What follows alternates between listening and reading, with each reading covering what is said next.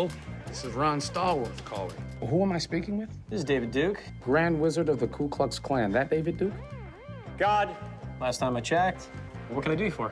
Well, since you asked, I hate blacks. I hate Jews, Mexicans and Irish, Italians and Chinese. But my mouth to God's ears, I really hate those black rats. And anyone else, really, that doesn't have pure white Aryan blood running through their veins. I'm happy to be talking to a true white American.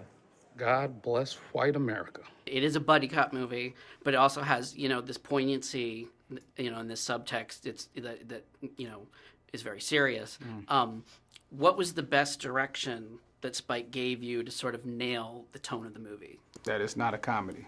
Let's stay true to form here. Let's be able to explore the truth and find it however we find it, but know the mission and know, the story we got to represent for this man and this man's life. So we didn't play into any kind of comedy, and I appreciate the compliment of we had great chemistry, Adam and I, so, and it just naturally flowed that way, but we were staying true and honest to the events that were happening in these people's lives. What's really interesting about David Duke, the way he's presented in the film, is he's a very insidious guy, but he talks and acts like an elementary school principal. And can you talk? That wasn't exactly how I approached it, but yeah, I know. Yeah, could you talk a little bit about putting kind of a benevolent face on evil? Well, sure.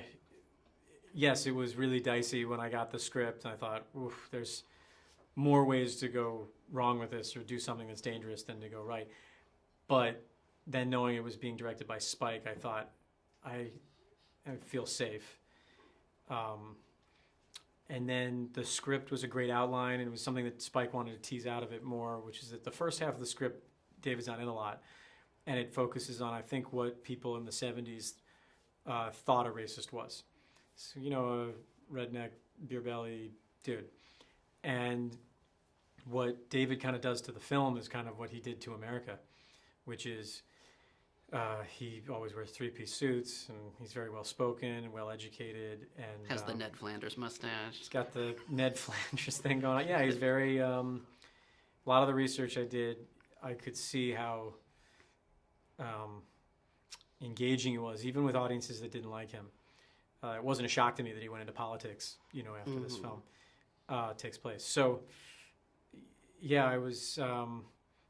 I also was fascinated with the fact that it's very, I wouldn't say it's easy, but it's easier to play a bad guy who doesn't have many levels. It's really a fun challenge to play someone who is hiding something. And you only kind of see through, when you see through the cracks, you kind of see who they really are. For both myself and for other people who might not be familiar with the source material, can you just tell us, is your character a real character? Is she an amalgam? Is she where did your character come from? She's an amalgam of, various people I spoke to, various figures of the Black Power movement, people that I spoke to who were in the BSU at Colorado College, and kind of just wanted, kind of took little pieces here and there to create, a unique person that hopefully feels multidimensional and well-rounded. At several points in the film, your character is compared to Angela Davis, and can you talk about sort of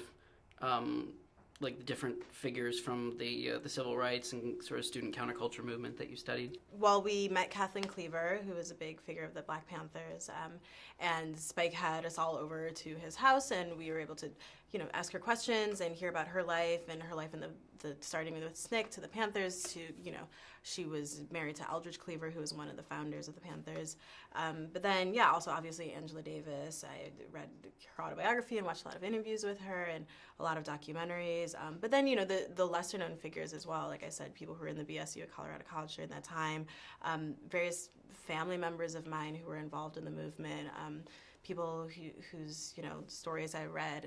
And I really didn't want it to just be like Angela Davis or, these famous people. I think that there were so many women involved in these movements that we haven't really heard from or heard their stories, even though they were a huge part of it. So I just really wanted to pay homage to them and give them the respect I think that they're due.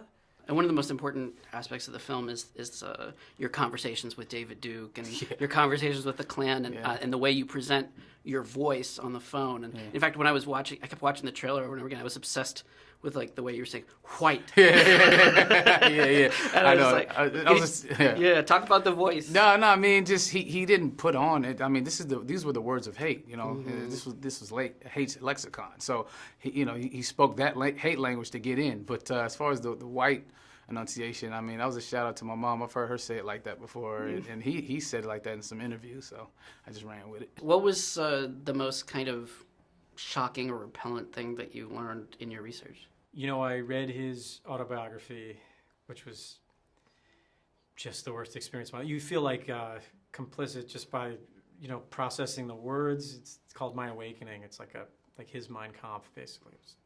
It's a doorstop, too, so it's like a long read. And I watched a lot of filmed interviews with him in the 70s, but then in the early 80s, he was on Donahue a couple times. And that served as the best thing, because it's like the audience isn't, they're obviously against him.